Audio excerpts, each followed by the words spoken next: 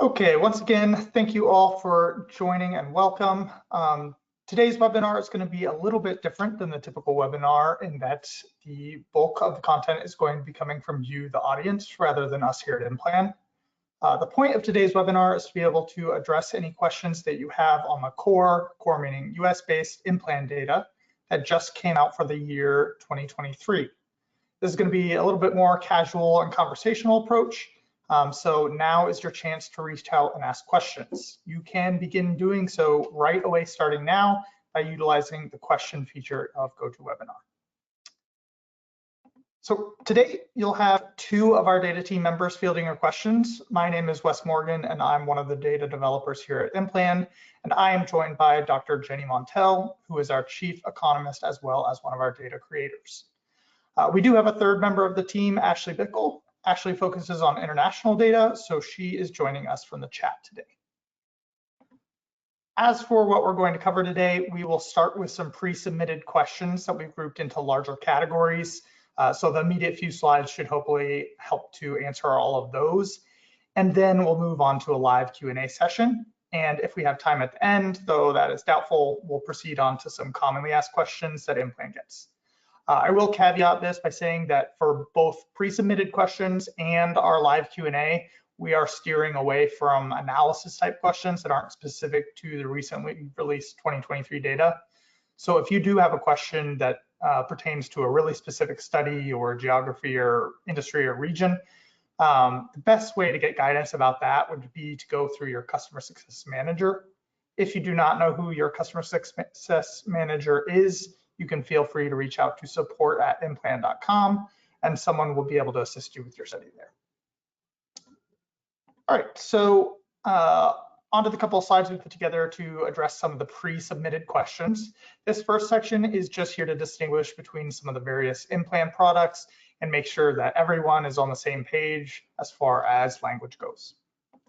So when we talk about our core product, we are referring to a US-based input-output model only. That's how IMPLAN was originally conceived, with those inter-industry interactions only, meaning that there were only indirect impacts and none of the proverbial bells and whistles, such as deep customization or multi-regional input-output analysis.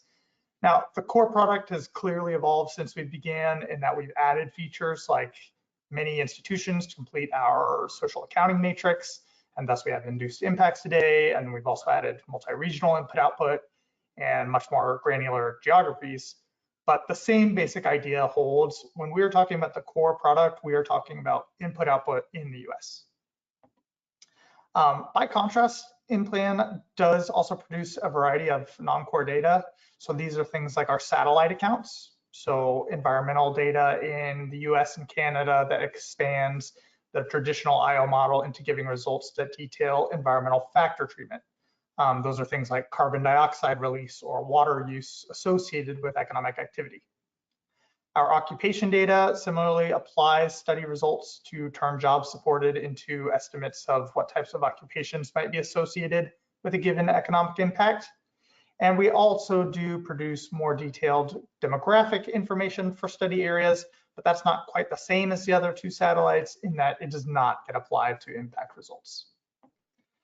We also have international data that we produce. So these are technically more similar to our core data, as they're also SAM models, but they do behave differently in that they have different treatment of some taxes, and they have their own industry scheme, and of course they rely on data coming from outside of the US. To address the question on whether we had models for any Caribbean economies, we only provide data for Puerto Rico and the US Virgin Islands on an annual basis, just due to raw data availability. All the other international economies that we covered is hyperlinked in this slide, and it's also available on our support site at support.implan.com. Lastly, another example of a product that doesn't necessarily fit the description of a core data set in IMPLAN is that we also have a feature called Data Library. So Data Library contains all of our time series data, which provides everything you can find in IMPLAN from 2001 all the way up to the latest core data year. It contains some additional data sets like our disclosed Census of Employment and wages data, and you'll be getting some more info on that just a little bit later. And other data sets like our trade and transfers of funds by detailed unit of government. So now that we've got an overview of kind of what constitutes different products, I'm going to briefly touch on our data production timeline just to clear some things up and address some of the questions we got around that. We did already do a webinar that covered this much more extensively last month, which is available for viewing. So this is a bit of a reiteration, but there were a few questions on it, so hopefully this can clear those up. Ultimately, when we're producing our core data, each element of raw data needs its own specific treatment. We complete a variety of tasks, such as the ones listed here on this slide. And there are over 90 different raw data sets that we need to pull together to produce core IMPLAN models for a given year. For example, one data set might need projecting and adjusting, where another might need to undergo disclosure and have some distribution associated with it. That's a bit of a generalization, but the idea here is that no data set gets incorporated directly into IMPLAN as is. So no numbers are going to match what one might find on a given source website. That's kind of one of the major reasons that our data differs entirely from publicly available data, is that we kind of manipulate it and make it work so that all of it can be synthesized and brought into one model. As we move through the year, we work on each data set in a specific sequence, processing data sets as they release. Our very last data set doesn't release until the end of September, so we really don't have the option of producing data more frequently than once yearly. Data sets release one after another over a period of 6 months, and with that end date, we kind of have to balance timeliness with accuracy as best as possible. Additionally, we do our best to be timely with incorporation of the data that we produce annually and with data that releases only periodically. So these are data like decennial census, which releases every 10 years, and EEA benchmark, which comes out every 5 years, and for which we have an entirely separate recorded webinar, and census of agriculture, and so on. The next few slides are just to address a question received about our electricity sector improvements. So we were asked about the incorporation of NREL data, and that's data from the National Renewable Energy Laboratory. We were asked about incorporation of that data into our production of spending patterns for electricity generation industries. And that change was really just made from our prior source due to licensing reasons. So the answer to the asked question is that not much really changed as a result of use of that data specifically, but in general, all of the data is now more up to date compared to when we last did this 5 years ago. So impacts that involve the electricity production and generation sectors should be more accurate due to more timely data, as well as other improvements on this slide. And again, this was covered in our last webinar. Okay, another question that we received was about the effects of the pandemic on our data, which we are pleased to say doesn't really concern us too much as far as the new 2023 data goes. The most recent benchmark is from 2017, so those industry relationships are defined according to a pre-benchmark economy. Those data years that fall in line with the pandemic's duration will reflect some changes that were temporary as a result of COVID, such as manufacturing shifts or increased subsidies for industries. But the data points that inform all that are updated annually as opposed to periodically. So long story short, we shouldn't see any overarching effects from the pandemic that impact the 2023 data in a negative or inconsistent way. While there are certainly some long-term effects and changes that have taken place in the US economy as a result of COVID, those are going to be reflected accurately and without any 2020 to 2022 time period specific bias. Okay, so I'll now go ahead and turn this over to Jenny, who is going to cover a couple other questions that we have received on the pre-submission side. Thanks, Wes, and hello, everyone. Thanks for being here, and thanks again for submitting these questions ahead of time. Really helped bring this webinar together. So we did get quite a few questions about accessing the new data, accessing historical data, and accessing certain bridge and conversion files. So that's what I'm going to address in the next few slides. So first of all, most of you are probably familiar with this, but just to reiterate that we have this wonderful support site, support.implan.com, where you can find a lot of these files that you might be looking for and articles. So we had some questions about accessing sector bridges, so bridges between old IMPLAN industries with the new industry set, as well as the new FTE conversion file. This is a file that can be used to convert IMPLAN jobs, which are not full-time equivalents, to full-time equivalents or vice versa, and also used to convert wage and salary income into employee compensation, which is more fully loaded, fully representative cost of employees. And those can all be found in this first place on support.implan.com that I listed here, the downloadable files, and here is your pathway. You'll hit references and then downloads and then US 528 industries, conversions, and bridges. And I can just hop out real quick and show you that site here. I've got it right up here in this particular one. So this is our home support site, and you'll see it's organized into various sections, and the sections where I've been pointing us to is under references. And then here you'll see there's release notes. I'll mention those, but where we're talking about right now is downloads. And if you go under here, then this is the link I was talking about, US 528 industries, conversions, and bridges. And I just want to show you some of the files that we have here. So we've got the lists of industries and commodities. And these are all downloadable files here. Various things like margins and deflators. Here's that FTE conversion file that we mentioned. There's spending patterns, special spending patterns, bridges to NAICS, various NAICS schemes, and bridges between industries, and then there's geography lists. So all kinds of goodies right there on our support site.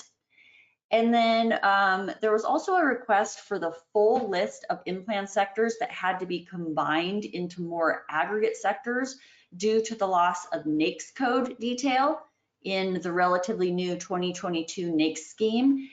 And the person asking this question referenced the data release notes we had published for the 2023 data that just came out a couple months ago. And thinking that that was just a partial list, but that indeed is the full list. So you can just go to our release notes, which is again in that references section, but you will go to US data products and release notes, and in there you can see the 2023 release notes, and you can see that entire list of industry changes. There was also a request to understand the tax data better and what improvements have been made with the 2023 data set. So in terms of tax data, we do get a ton of questions about our tax data, and for this reason, we have written a very long article that really goes into a lot of detail about how our tax impact report is generated, what data go into that, and then interpretation of the results. So that the pathway for that article is right here, references, data sources and estimation methods, and then the title of it is Generation and Interpretation of IMPLAN's Tax Report. Now, in terms of improvements for 2023, again, we always have a release notes that go with every data release, so I would refer you to that. But in this particular year, in this particular case, we didn't have any methodological changes to our tax data. So there really weren't any changes or improvements made to our tax data this year. We also got a question about how to access the new data. So every IMPLAN user who has an active subscription to a US region will automatically have access to the 2023 data for that region. And this generally applies more broadly to our international regions as well. So if you are a current subscriber to our provincial Canada data, when that 2021 data came out recently, you automatically gained access to that. So that's just one of the benefits of having software as a service. You get that automatically. So it is right there. But we also got a question, someone was saying, okay, I see the new 2023 data, but how do I get back to my old 2022 data? Because the 2023 data came with a new sectoring scheme, it's a little bit trickier until, well, we'll talk about time series in a moment. So for now, what you need to do is just create a new project and select the previous 546 industry scheme, and then you can create, see the geographies and previous impacts and run impacts in the 546 scheme in the older data years, if that's something that you're interested in. Once so we mentioned time series here, and Wes mentioned it briefly. We are currently working on the time series data, and we're going to do a webinar all about that too when they come out. But in brief, what that is we go back every 5 years, we go back and re-estimate IMPLAN data from 2001 all the way up to the current IMPLAN data year, so that we can get all years worth of data in the new current industry scheme. That's the primary purpose, but there's some other benefits too. We re-download raw data because some raw data sources revise their numbers, so we'll get a fresh set of new numbers. And also each year we make some improvements or changes, necessary changes to our methodologies. And so to make the data really apples to apples, we incorporate all those methodological improvements from the past 5 years and use that, those new methods when we're estimating those 2001 all the way through 2023 data. So at that point, when we get all those years in 528, then that'll be the default sectoring scheme, and you'll see all those years worth of data when you pop into IMPLAN. So you'll see all those years. But right now, to get past years data, since they're in a different sectoring scheme, you need to create a new project or set your default sectoring scheme to 546 if you're really focusing more on those previous years right now. Okay. Okay, and then we also had, let's see, this is in response to a pre-submitted question about seeing data library on the IMPLAN dashboard, and more specifically, the need to see some data for the fisheries industry, including how many firms are there.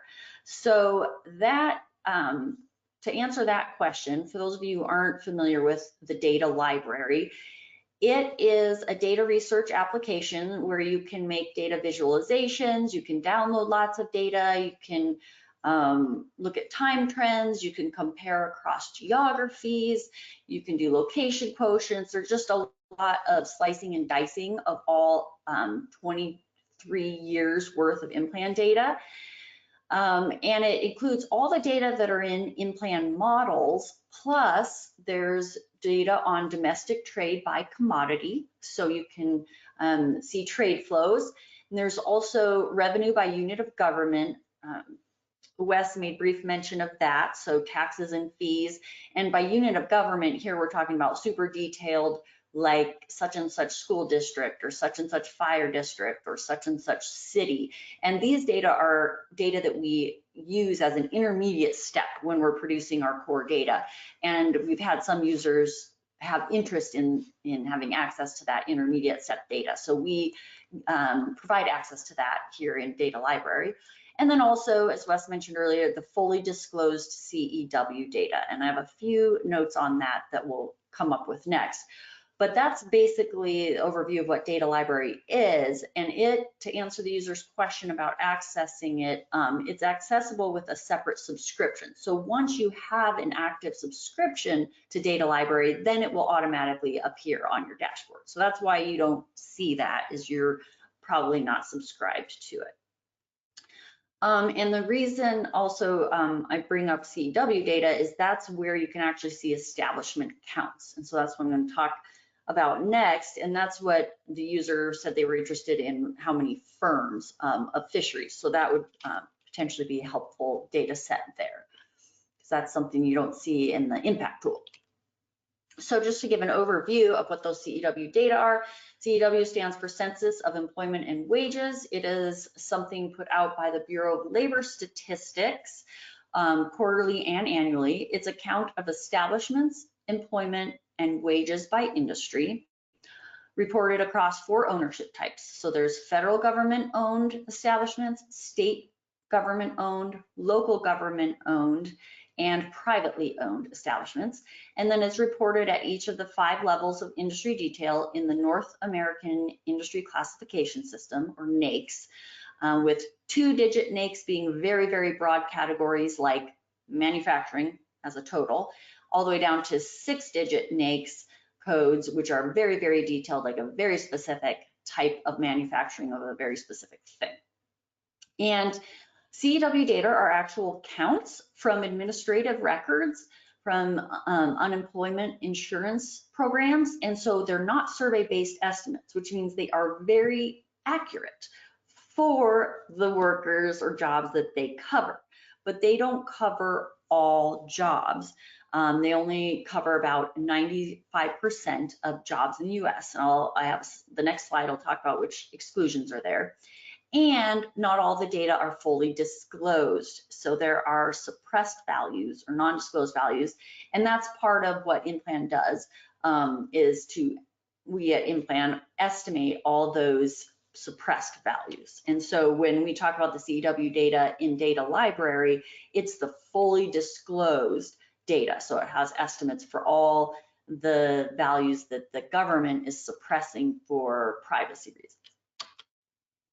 So we're kind of unsuppressing them with our best, as best we can. So some important exclusions that CEW data don't cover. One that I wanted to highlight at the top here is proprietors, because the user was interested in knowing the employment and number of firms in fishery.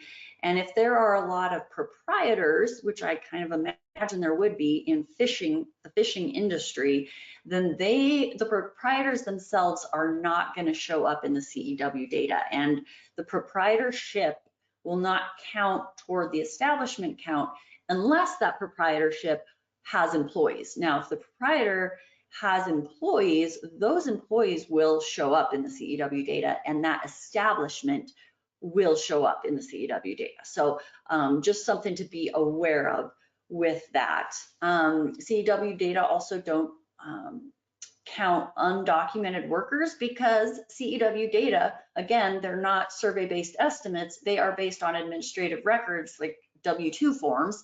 And so someone who is undocumented, kind of by definition, isn't filing those forms, and so they're not going to be counted.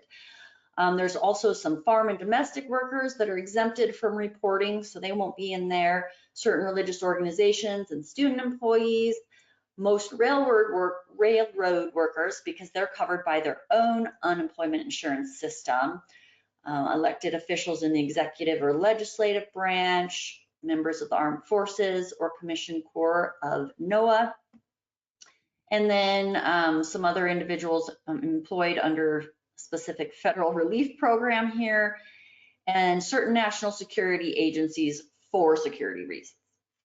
So just some things to be aware of when you look at CEW data. And so that's why CEW data themselves aren't in the impact tool, because we here on the data team have to fill in all these gaps and holes to get true total employment numbers for all the industries. We also got a question, we got a request to walk through the process of disclosing CEW values. And we're very open book here at IMPLAN, and we have, so 2 things about that. We have an article that really goes into a lot of detail about that, accounting for non-disclosures, exclusions, and undercoverage in employment data. And here's the pathway where you can find that. But the person asking this question seemed to have already read that and just wanted a real walkthrough live example. And we are willing to do that. We think that's a fine question and something we'll do, but it would have taken up the majority of the time of this webinar, and we wanted to be able to answer as many questions as we could during this webinar. So what we're going to do is record a presentation where we dive a little deeper into all the steps we take and all the various methods we use to disclose the CEW data. And we're going to go into an Excel example and actually calculate some numbers. And we're going to do all of that and record it and put it on our YouTube channel this week. So please keep your eye out for that. Subscribe to our YouTube channel if you haven't already, and we'll get that to you this week. Okay, so that wraps up most of the pre-submitted questions that we've received. Now we are going to begin taking some live ones. So if you have not already done so or have any questions, please go ahead and put them in the question box. That is available from the drop-down on the GoToWebinar widget. In the screenshot on this slide, it's what's highlighted in that red square. We'll go ahead and begin taking any questions that we receive from there. So now is your chance. Please feel free to ask. I will start with one, which is, why is there no NAICS 23 available in your bridges for your IMPLAN industries? So we do not have correspondence between all of the NAICS that begin with 23. So that's all of the construction NAICS, because our construction sectors are based on census descriptions rather than NAICS codes. And the reason that we do this is to assist our users. That way you don't need to construct a building from all of the different component-based parts that go into construction. And also because construction industries tend to have really high proprietorship counts.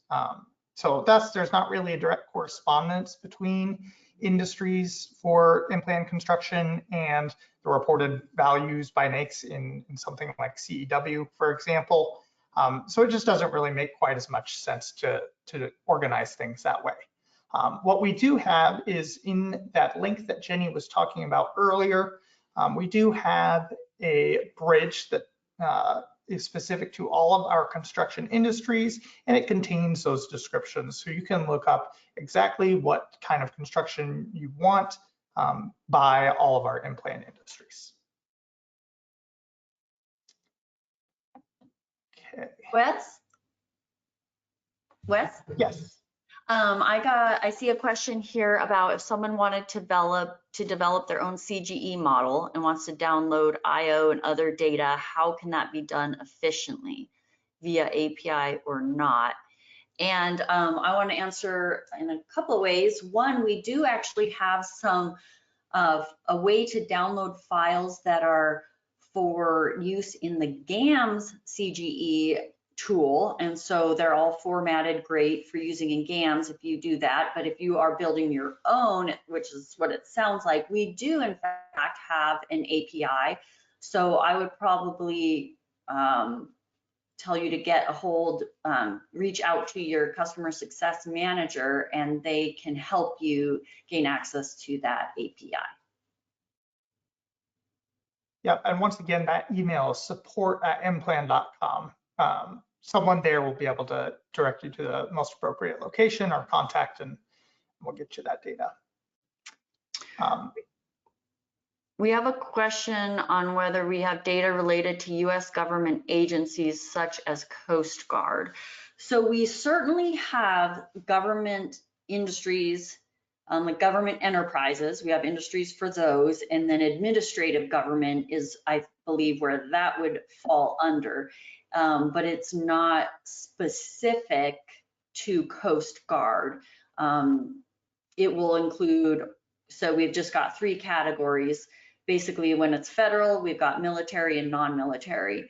And so what we would need to do is look at our bridge between IMPLAN government sectors and NAICS codes. And there you could probably, there you would be able to know for sure which of those 2 it falls under. And then you could, knowing the NAICS code for a Coast Guard, you could also look at the CEW data and kind of get a sense of what proportion of that larger, more aggregate industry the Coast Guard actually makes up.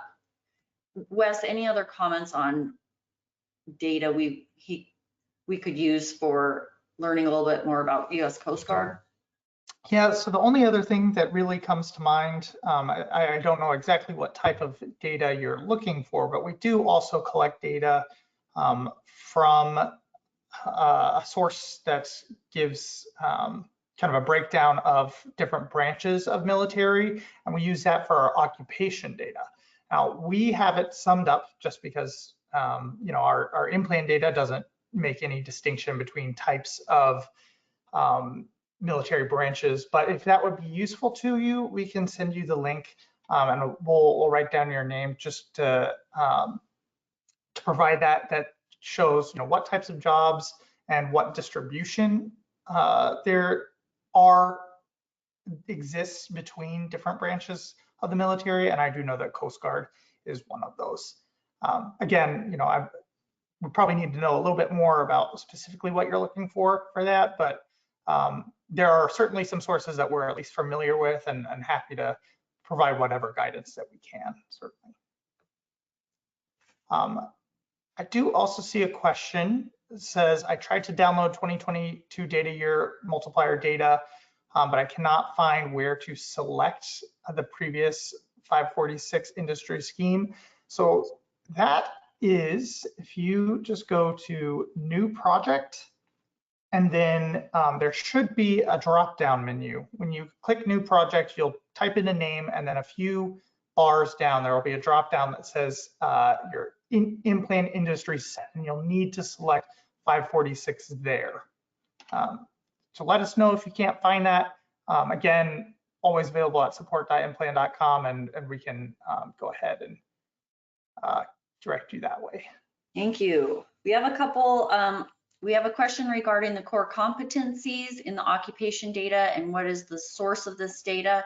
The short answer to this is ONET, if I have that correct, Wes. Wes is kind of our guru for that. And we also have a lengthy article detailing all of that because it is a little bit complicated. Wes, do you want to add anything else? Yep, that's correct. That's exactly kind of where I would start. ONET is our source. They update every single year, and we grab updated values from them every single year. The latest version for the 2023 data is ONET 29.0. If you Google that, it should probably be the very first page that comes up. But again, if you have any questions, we have an article on exactly how we incorporate that data and convert it from a values-based scheme to our points-based scheme so that we can allocate among different occupations. And if you're still left with questions after that, support.implan.com, and we'll get you taken care of. We have a question about the timeline, estimated timeline of completing that time series data rerun. And the user was told it was going to be sometime after Q1 and just wondering if there was any more details. And unfortunately, at this point stage in the game, that is as detailed as we can get. We've actually got that question a lot, and we're so grateful and excited that people are excited to get those data, and we're working diligently. And as it gets a little closer, we definitely will tighten up that estimate and get closer. We're just still in quite the beginning stages, and as you can imagine, it's quite a lot of work to run 22 years worth of data in incorporating methodological improvements over the last 5 years and re-downloading all that data and quality control checking all of that. So unfortunately, don't have a more detailed update, but please check back in a month or so and a month or two, and hopefully we'll get a little more clarity by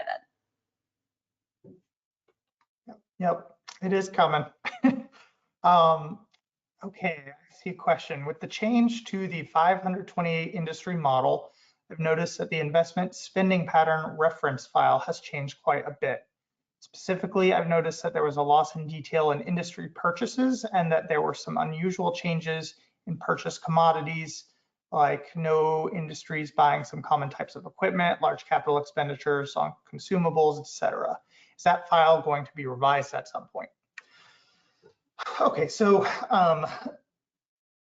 Initially, the file, we do not have any plans for a revision at this point, but largely, I'm guessing most of those changes are going to be due to the incorporation of the new 2017 benchmark.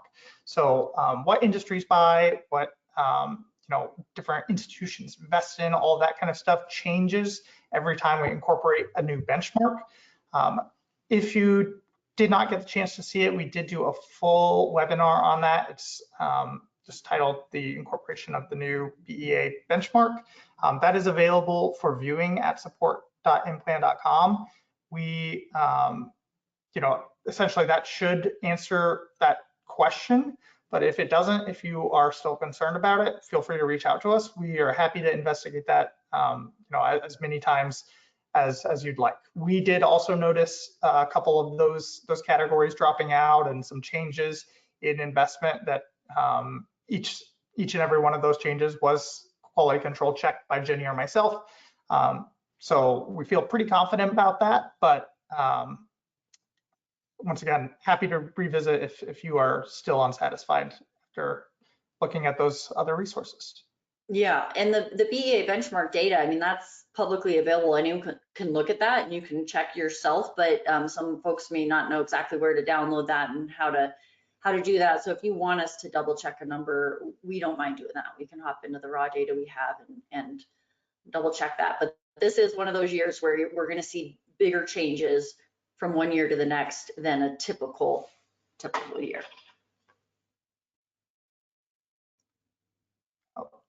Okay.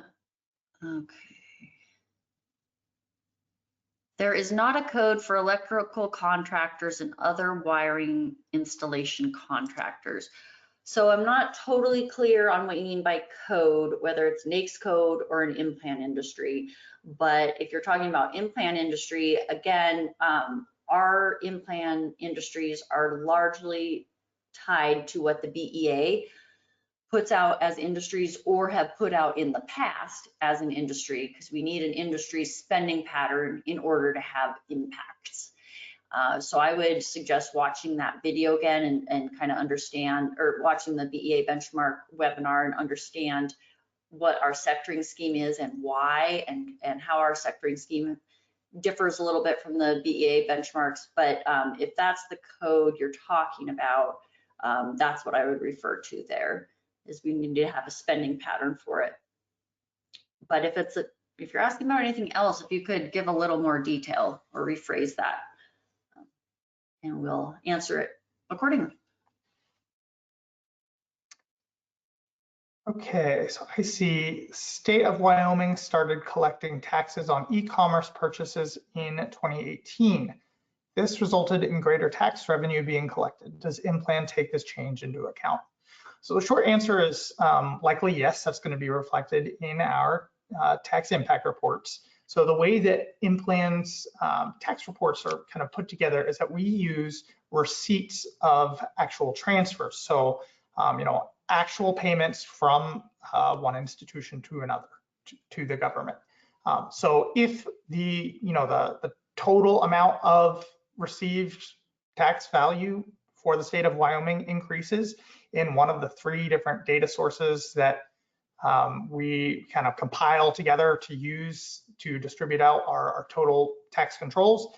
If that increases, then yes, absolutely, that's going to be incorporated into IMPLAN. And we do have a fantastic article on that as well, which we will link you to, on how our tax report is generated and how you can interpret it.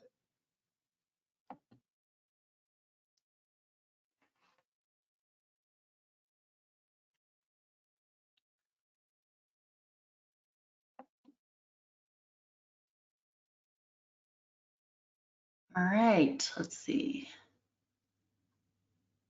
Thank you all for the great interaction and great questions. You can give another minute to see if any more pop up.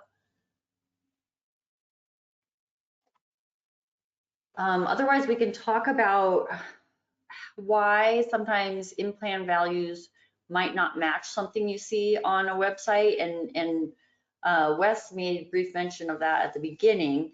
And I will say some of our numbers actually will, but only at the US level. and certain values like total employment and GDP and things like that will match the US NIPA tables from the BEA, but every other number in an IMPLAN model will not match. And main reasons for that is I also mentioned that a lot of our raw data sources undergo revisions. So you may be looking at the website, a version of their data that is later or revised, so different than the raw values that IMPLAN used when we downloaded and incorporated the data. So that could be part of the reason. We had mentioned that some data sources undercover certain sectors. So CEW undercovers a lot of sectors. And so, if you look at their railroad employment number, it's going to be way too low. If you look at farm sectors, it's going to be about 10% low. And so that's why we turn to other data sources to augment or replace or adjust the CEW numbers. The NOAA data that we get for commercial fishing, it undercovers some of the Gulf states. And so we have to do some adjustments there. So that's why usually we're not going to match, because we are very familiar with the data source and know some of the gaps of that data source, and we are filling those in or adjusting for them. And then all of the data in IMPLAN get controlled to US NIPA control totals. So the US NIPA tables, they don't have industry detail or commodity detail, but they have totals like GDP and output, GDP and employment and government revenue and exports and imports and certain things like that. And so all of our lower geographies all get adjusted to sum up to those US totals. So there's some adjustments that happen there. And then there's a process called redefinitions. It just has to do with moving activity from, say, you have a joint hotel casino that's owned by the hotel. We move that casino activity into the casino or gambling industry to better reflect the type of activity that's happening in that economy. So you'll see, and we have an article on that too, if you have any interest in that. So those are some of the reasons why the majority of the values in the IMPLAN model are not going to be found anywhere just doing a web search. Great. We did get one more question come in, and that is to clarify, the 2017 benchmark was just released last year, and the 2022 benchmark will likely be released in 2029. And yes, that is correct. Those benchmarks occur on kind of a 5-year lag. Every 5 years we incorporate them, and the next time that we are able to incorporate a benchmark will be with the 2022 benchmark in the year 2029, and it will be for the IMPLAN data year 2028 data.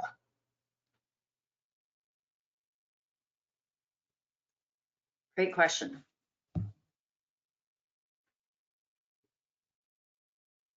Indeed. Well, we'll stick around for one more minute just to see if there are any other last questions that trickle in. But otherwise, we really appreciate all of your engagement and the great questions that were asked today. Thank you so much.